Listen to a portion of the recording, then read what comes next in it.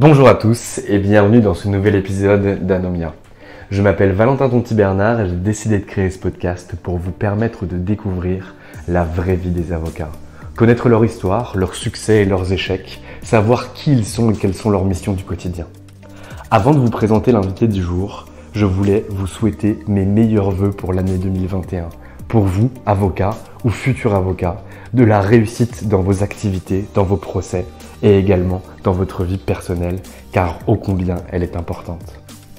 Mon invité du jour n'est autre que Lorraine Gay. Lorraine Gay est avocate associée avec Richard Malka. Vous les connaissez sans doute pour les fameuses histoires, et plutôt les fameuses affaires Charlie Hebdo. Mais ils ont beaucoup d'autres choses à raconter et Lorraine Gay va vous les dévoiler. Je vous remercie d'écouter ce podcast et je vous souhaite une excellente écoute. Avant que ce nouvel épisode ne commence, je voulais vous parler des deux nouvelles formations dispensées par la société Anomia.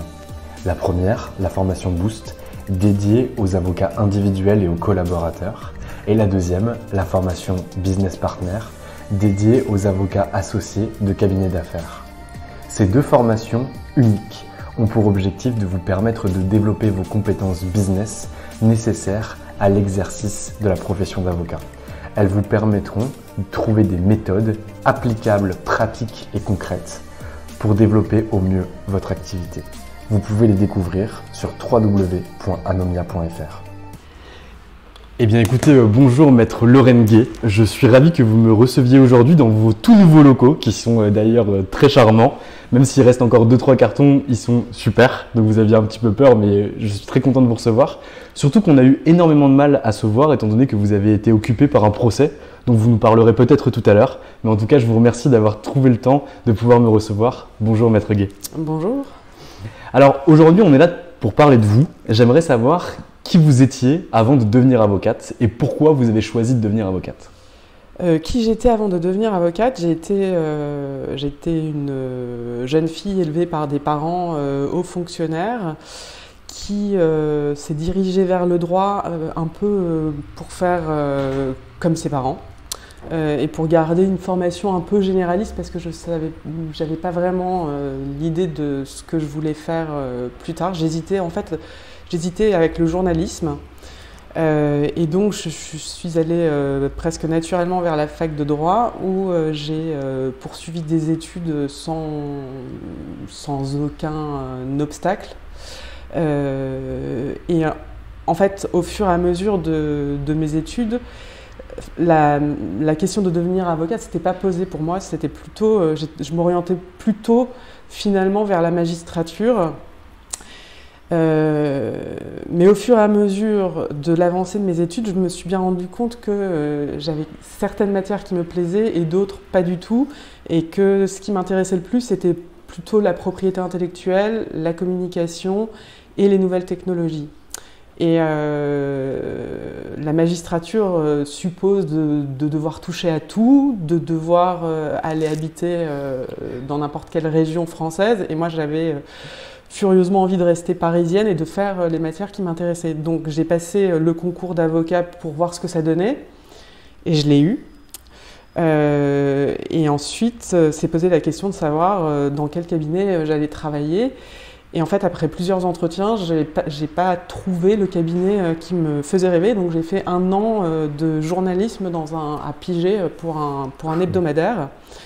Jusqu'au moment où je me suis dit qu'il fallait peut-être mettre mon diplôme d'avocat à profit, et donc j'ai passé quelques entretiens, et là j'ai été recrutée par Thierry Lévy, qui était un avocat extrêmement célèbre, une vraie figure du barreau, extrêmement brillante et intéressante, et qui par ailleurs faisait une matière qui moi m'intéressait particulièrement, qui est le droit de la presse, qui n'était pas tellement enseignée à l'université à l'époque, et sur laquelle je me suis formée en fait à ses côtés notamment avant de développer cette spécialité dans le 2e cabinet dans lequel je suis allée, chez Henri Leclerc. Très clair, ah oui, donc 2 superbes cabinets dans lesquels vous avez pu exercer. 2 cabinets avec véritablement des ténors du barreau. Et Alors du coup, donc, ok, vous vous rendez compte que vous aimez finalement le droit de la presse, le droit des médias, la communication, et là vous décidez de mettre votre talent à profit au sein de ces cabinets, et lorsque vous arrivez chez Maître Thierry Lévy, est-ce que la vision que vous aviez de la profession d'avocat est celle que vous allez vraiment rencontrer dans les faits, sur le terrain? Chez Thierry Lévy, c'était assez particulier parce que c'est l'ancienne école, c'est l'avocat vraiment à l'ancienne. C'est-à-dire que déjà, son cabinet, c'était son domicile et j'étais toute seule avec lui et son associé. Oui, alors là, j'ai découvert le métier d'avocat dans tous ses aspects, que ce soit j'ai très vite été plaidée, j'ai très vite été au feu en me débrouillant toute seule. Et ensuite, la formation avec lui dans la rédaction des conclusions, la rigueur dans le raisonnement. C'était une école, c'est une école formidable pour apprendre à être avocat. Et après, en allant chez Henri Leclerc, c'était pas la même chose parce que c'était un cabinet plus important dans sa taille. Dans la mesure où il y avait plusieurs associés, il y avait Henri Leclerc et ses associés, il y avait d'autres collaborateurs, donc c'était plus du tout le même format.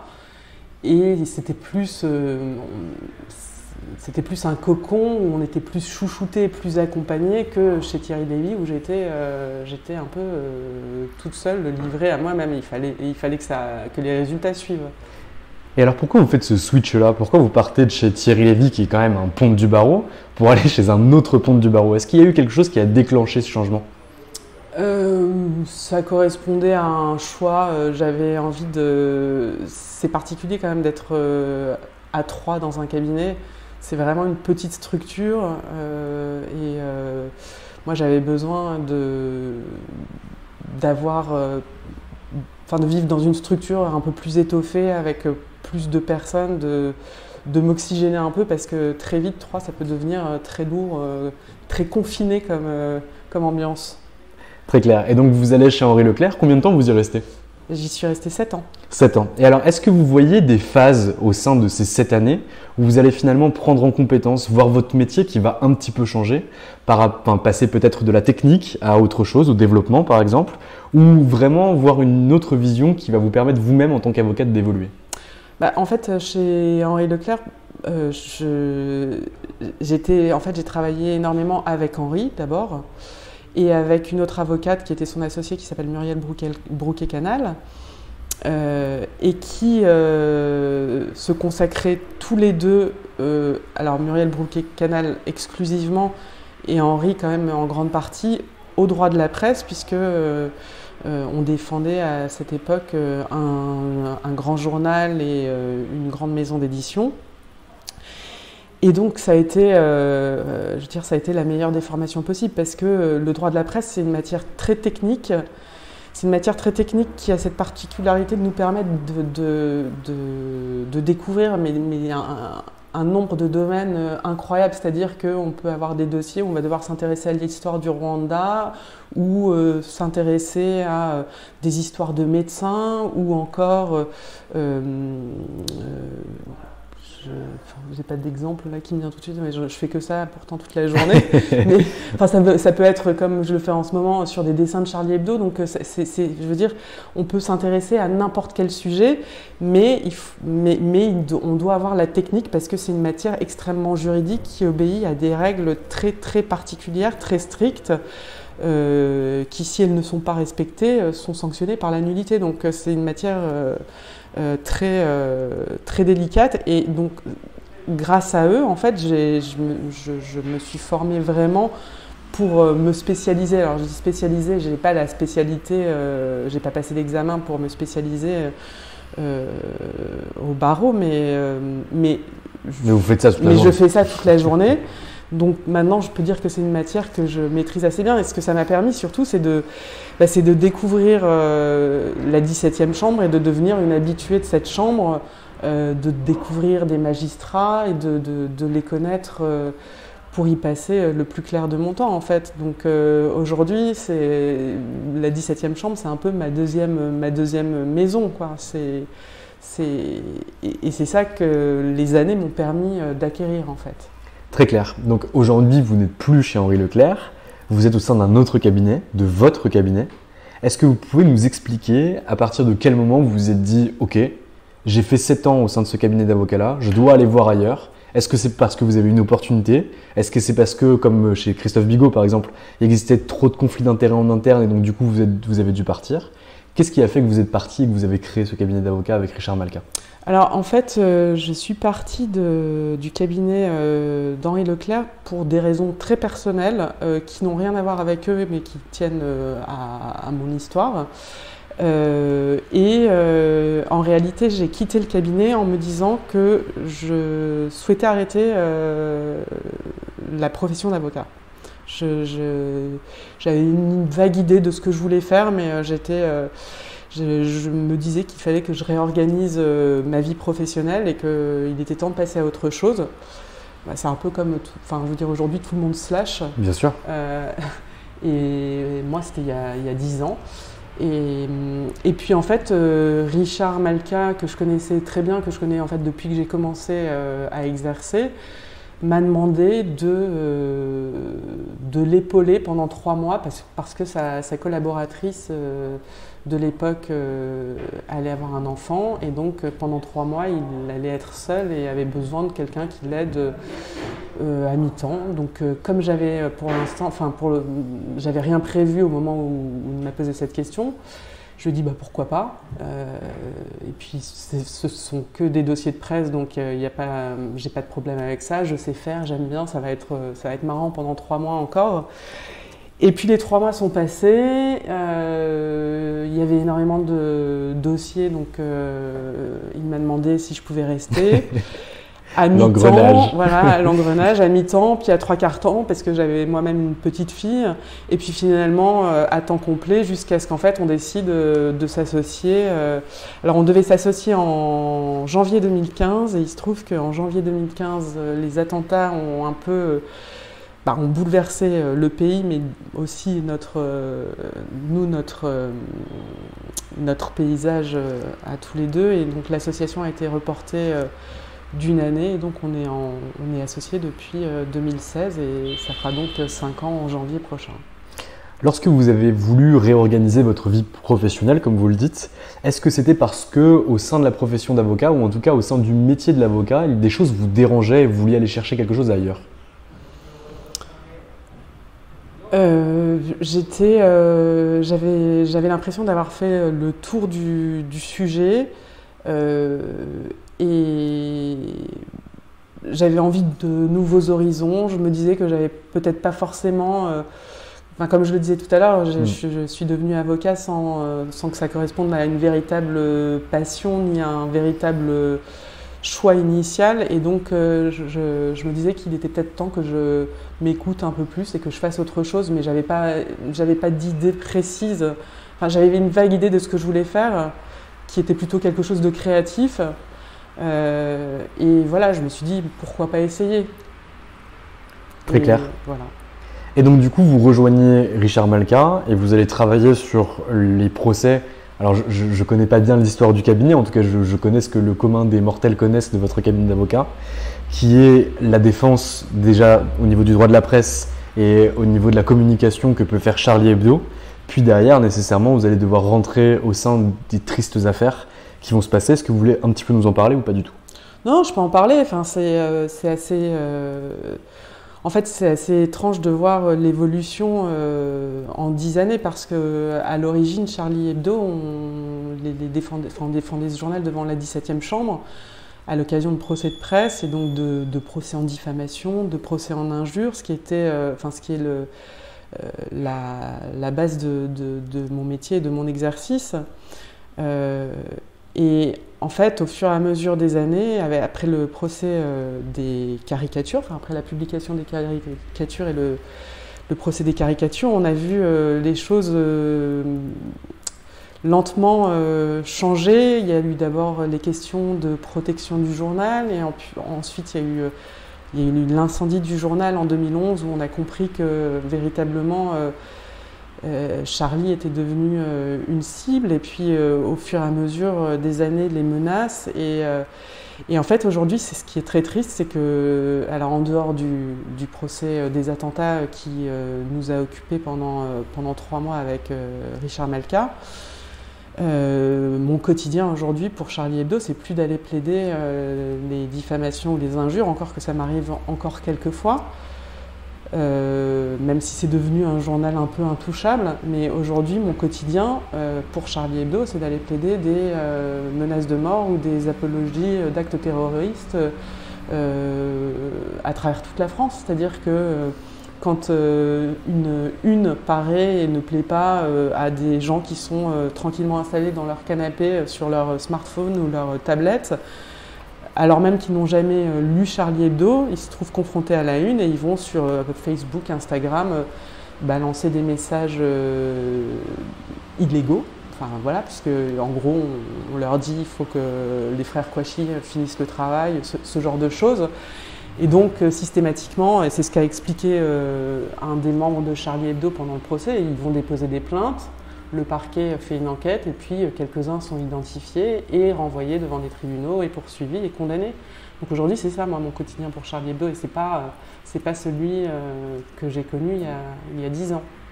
Est-ce que c'est lourd, personnellement, d'avoir un client qui a, entre guillemets, un passif si sanglant? Non, alors c'est pas moi, je le prends pas pour moi, c'est ce journal qui souffre, qui a souffert beaucoup et qui aujourd'hui vit dans des conditions particulièrement lourdes. Moi, mon cas, il importe assez peu. Très clair. Aujourd'hui, vous n'avez pas que Charlie Hebdo comme client, vous avez d'autres clients. Comment on fait pour développer une clientèle en droit de la presse, en droit des médias et en droit de la communication? En fait, comme c'est un tout petit milieu, en fait, on est quand même très peu d'avocats spécialisés en droit de la presse dont le nom circule,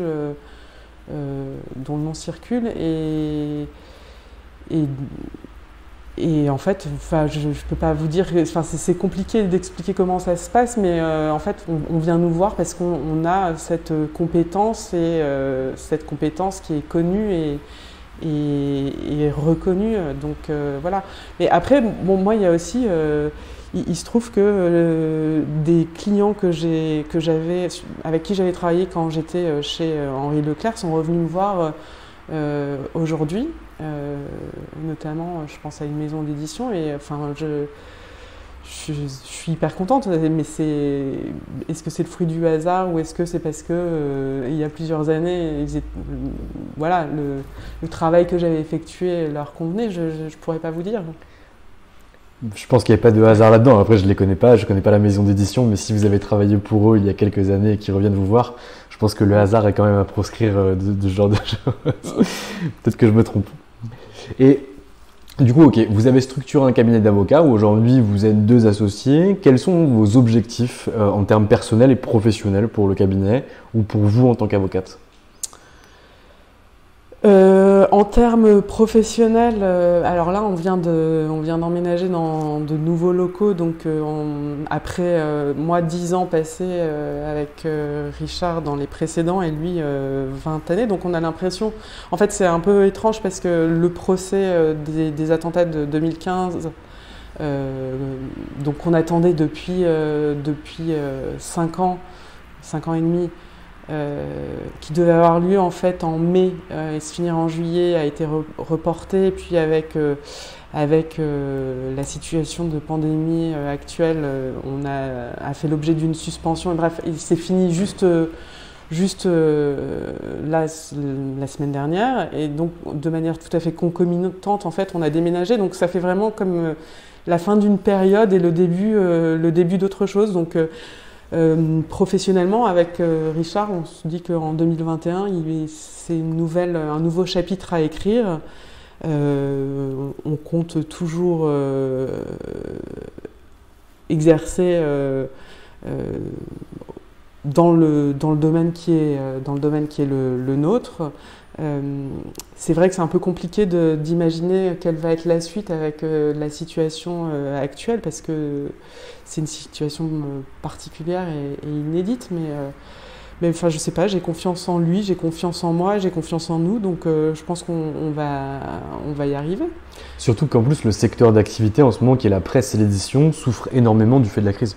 Ouais, c'est un secteur qui est très touché et on a un problème particulier aussi, c'est qu'en matière de presse, il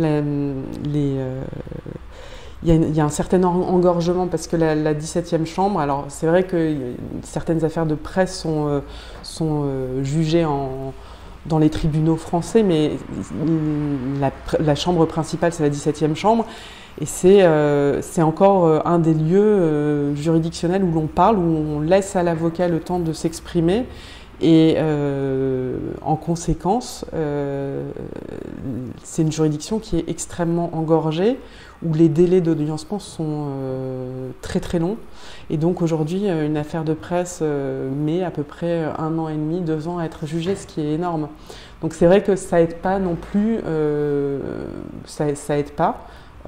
Parce que les clients ont pas envie forcément de judiciariser leurs affaires pour ne pas se soumettre à ces temps très longs. Donc c'est vrai que c'est compliqué. C'est vrai que c'est assez particulier en plus parce que la presse, lorsqu'une diffamation est mise en place, etc., ça se fait à un instant T et ça a des conséquences immédiates. Où finalement on va juger une personne non pas par rapport à ce qu'elle a réellement fait ou par rapport à une décision de justice, mais par rapport à la vindicte populaire qui a été publiée au sein d'un journal. Et donc un droit qui est long sur ce que vous me dites, parce qu'à partir du moment où il y a une plainte, il y a 2 ans d'attente, même si des référés peuvent être mis en place, etc. Mais il y a quand même 2 ans d'attente, alors que finalement c'est des choses qui devraient aller extrêmement vite. Est-ce que vous auriez des solutions par rapport à ça ? Alors... mais enfin oui, vous avez raison, parce que de toute façon, la loi de 1881 a été conçue pour ça, c'est-à-dire que les délits de presse, ce sont des délits qui se prescrivent par 3 mois, et donc initialement, elle a été pensée et voulue pour réprimer au plus vite des infractions dont les effets sont immédiats. C'est vrai que quand on juge 2 ans après des propos qui ont été tenus 2 ans auparavant, parfois ça n'a plus aucun sens. Enfin, on en cherche même, on cherche justement le sens de la poursuite. Mais des solutions, il faudrait... non, j'en ai pas parce que c'est très appréciable quand même de pouvoir débattre et de pouvoir plaider et dans de telles conditions et de pouvoir s'exprimer et s'expliquer devant une juridiction, ce qui est rarement le cas aujourd'hui devant les autres chambres et dans d'autres matières. Enfin, je veux dire, on est dans un contexte où aujourd'hui...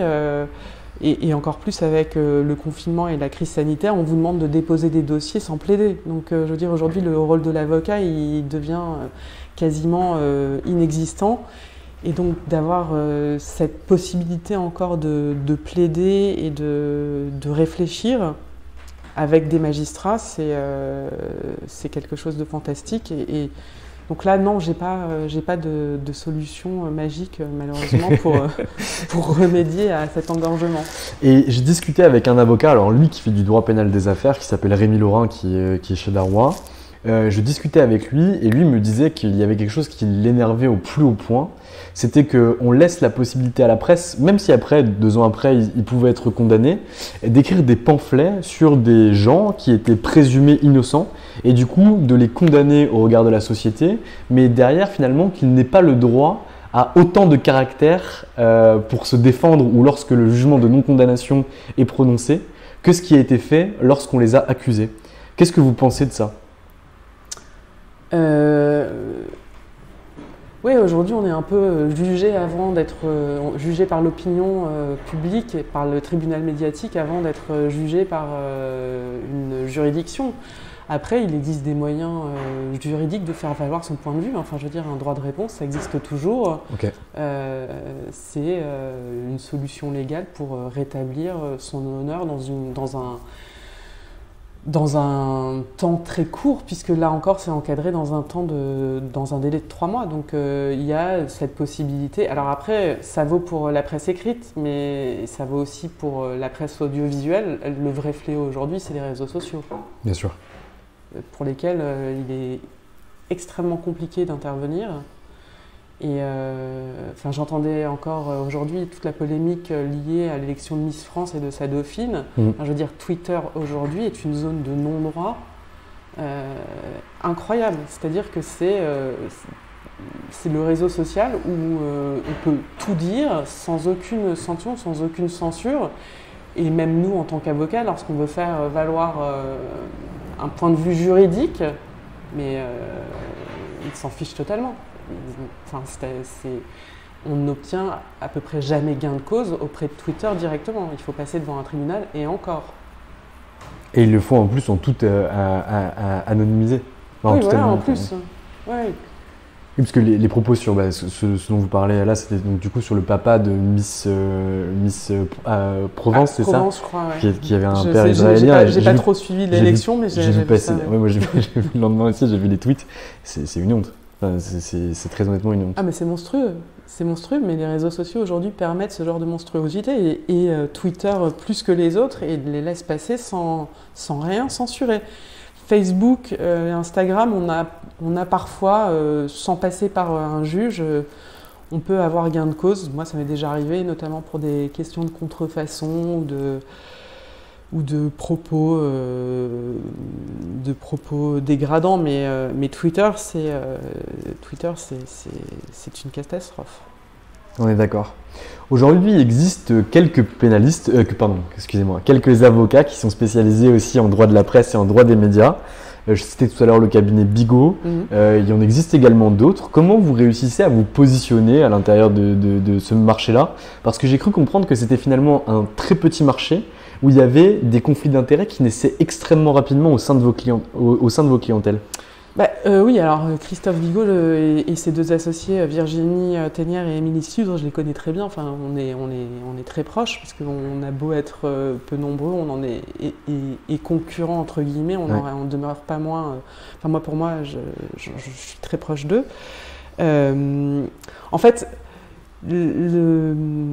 oui, il peut y avoir des conflits d'intérêts à partir du moment, notamment où on intervient pour des grands journaux. Et pour des chaînes de télévision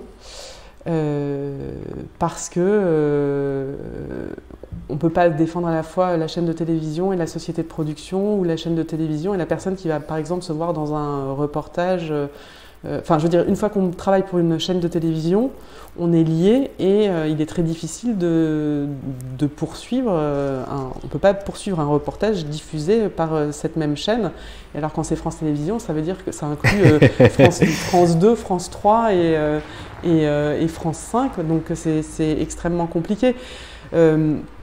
Nous, avec Richard Malka, on défend plutôt des sociétés de production. Et ensuite des maisons d'édition, et puis Charlie Hebdo, et des particuliers. Mais par ailleurs, il se trouve que Richard Malka est extrêmement médiatique, et donc il a aussi ses thèmes de prédilection qui attirent toute une clientèle bien spécifique, puisqu'il est très axé sur la laïcité, les questions de laïcité. Et de ce fait, on défend des gens qui sont mis en cause sur cette thématique. Donc c'est vrai qu'on a tout un pan de notre activité qui est sur cette question. Très clair. Et alors moi en plus j'ai connu Richard Malka quand j'étais tout petit, parce que tout petit, un peu plus petit que ça, un peu plus jeune que maintenant, parce que mon père est avocat en droit pénal à Nancy, et je crois que Maître Malka l'avait contacté par rapport à l'affaire Bedos qu'il avait eue avec Nadine Morano. Quand Bedos avait eu des propos, peu importe, à l'égard de Morano, et je crois qu'il avait été postulant ou autre, et donc du coup il avait rencontré Richard Malka à ce moment-là. Est-ce que je me trompe d'avoir eu non, c'est très possible. C'est très possible. J'étais pas encore avec lui, mais c'est très possible. Très clair. Et aujourd'hui, donc, j'ai posé la question également à Julia Minkowski. Quand on a des associés qui sont extrêmement médiatiques, est-ce que c'est compliqué parfois de trouver sa place au sein du cabinet d'avocats, ou est-ce que vous arrivez à avoir un équilibre qui est sain entre vous? Alors, on a un équilibre qui est extrêmement sain entre nous. Non, je suis pas journaliste, la question est très mal posée. non, mais la question pourrait se poser, mais il se trouve que on a effectivement Richard Malka est extrêmement médiatique et moi très peu. Mais c'est une répartition des rôles qui me va parfaitement. Je cours pas après les caméras, les interviews, etc. Et là, celle que j'accorde aujourd'hui, c'est particulier. Ensuite, dans le travail, on a aussi cette répartition. Il a ses dossiers, j'ai les miens. Et ensuite, de toute façon, moi, ce qui m'intéresse, c'est la reconnaissance de mes clients et leur satisfaction, et dès lors que j'ai ça, je suis contente, donc que ce soit médiatique ou pas. Donc voilà, non, ça s'articule très bien et on vit très bien ensemble, notre association. Très clair. Aujourd'hui, vous êtes 2 associés. Est-ce que vous avez des collaborateurs ou est-ce que vous en recherchez? Alors, on n'a pas de collaborateurs.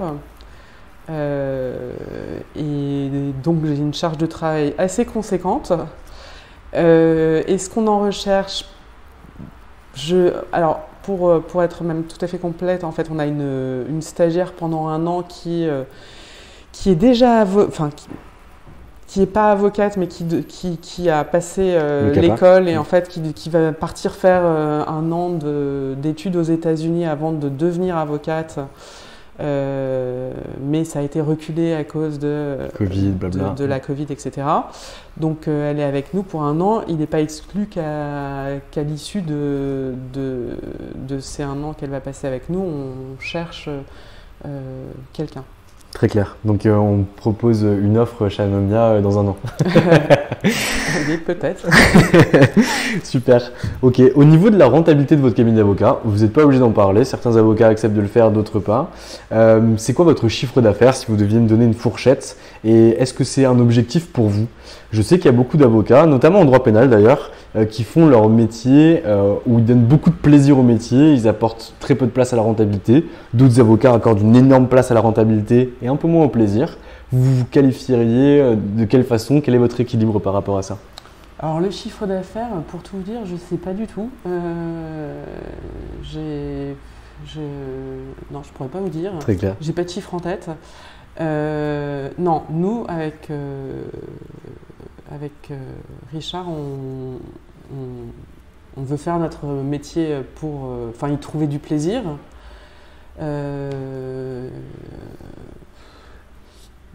On veut y trouver du plaisir, mais il faut aussi que, évidemment, ça nous fasse vivre et que ce soit intéressant. Je ne sais pas très bien comment répondre à cette question, en fait. Mais finalement, vous y avez répondu. C'est finalement un équilibre entre le plaisir comme notre qui prend une grande association, c'est un équilibre. Sain. Voilà. Ok, très clair. Aujourd'hui, vos clients, donc vous nous avez dit qu'ils venaient vous chercher déjà, ce n'est pas vous qui faites le chemin inverse. Est-ce qu'ils viennent plutôt par l'expérience client que d'autres clients ont pu avoir avec vous, par la prescription de certains de vos confrères, par des journaux qui ne vous connaissent pas, avec qui ils ne travaillent pas, mais en disant va voir Maître Gay, va voir Maître Malka, il travaille bien. Est-ce que vous arrivez à l'identifier au sein de votre activité aujourd'hui? Richard Malka, très clairement, son nom est dans la presse partout, donc il passe à la télé, etc. Donc évidemment que ça crée un flux. Ensuite, on est pas mal recommandé par des confrères. Et aussi par des clients, des anciens clients. Mais oui, des confrères soufflent souvent notre nom pour des nouveaux clients. Très clair. On va finir cette interview par 2 questions. La première, ça serait si vous aviez un regret ou quelque chose qui a été dur au sein de votre profession d'avocat. Qu'est-ce que ça serait si c'était la chose la pire, un échec, quelque chose qui vous a marqué négativement? Si on n'a pas, c'est mieux. Quelque chose qui m'a marqué négativement